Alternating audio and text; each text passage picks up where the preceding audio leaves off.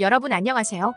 지난 영상에서는 임대인의 상황과 심리를 파악하여 입주장에서 최고의 전세 매물을 잡는 전략에 대해 말씀드렸는데요. 이어서 오늘은 제가 반포동과 개포동의 여러 부동산을 직접 방문하며 겪은 흥미로운 경험을 공유하려 합니다.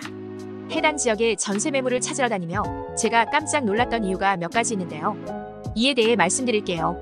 그럼 바로 시작하겠습니다. 제가 처음으로 놀랐던 이유는 강남 지역의 역전세 규모 때문이었습니다. 전세 반환 대출로 인해 역전세 문제가 조용히 지나갔다고는 하지만 제가 전세집을 구했던 당시에는 역전세 상황이 매우 심각했습니다. 강남에는 집주인이 수억 원의 전세금을 돌려줘야 하는 경우가 많았고 제가 방문한 단지 역시 역전세로 인해 무려 3억 원의 융자가 있었습니다. 돈을 마련할 수 없는 집주인은 전세금 반환 대출을 통해 이를 해결하려 했고요. 이와 같은 상황은 한마디로 임차인에게 매우 유리한 시장입니다. 선택 가능한 전세 매물이 많고 가격 협상도 가능했기 때문이죠. 이런 상황에서 저는 예상치 못한 세입자 면접을 보게 되어 매우 놀랐는데요. 특히 경제적으로 여유가 있는 집주인의 경우 언제든 세입자를 고를 수 있다는 점에서 이런 면접이 이루어진다고 합니다. 첫 번째 질문은 어떤 직종에 종사하는지였습니다. 이 질문은 2년 후 전세금이 올라갈 때 잘 대비할 수 있는지를 확인하려는 의도라고 했습니다.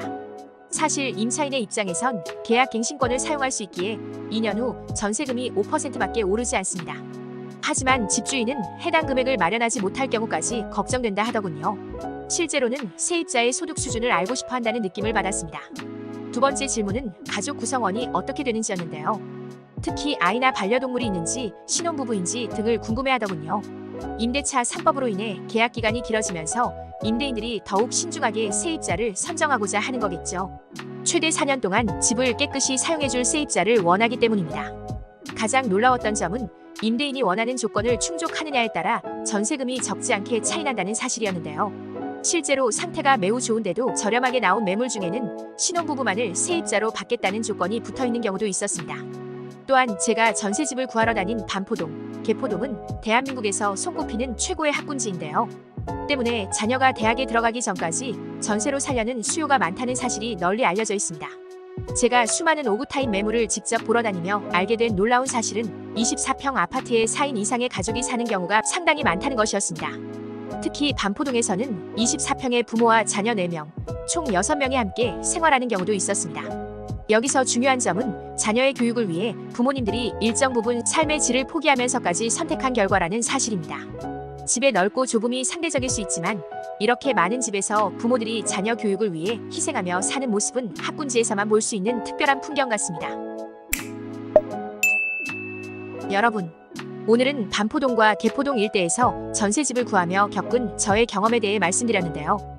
앞서 이야기한 여러 경험들이 저에게 큰 인상을 남겼습니다. 특히 세입자 면접과 자녀 교육을 위한 부모들의 선택은 강남 부동산 시장의 독특한 상황을 보여주는 사례 같습니다. 이처럼 강남에서 전세를 구하는 과정은 다른 지역과 사뭇 다른 특징이 있는 것 같은데요. 여러분도 이 정보를 참고하셔서 전세집을 구할 때 도움이 되셨으면 좋겠습니다. 오늘 영상이 유익하셨다면 좋아요와 구독, 알림 설정까지 꼭 부탁드릴게요. 끝까지 시청해주셔서 감사합니다. 좋은 하루 되세요.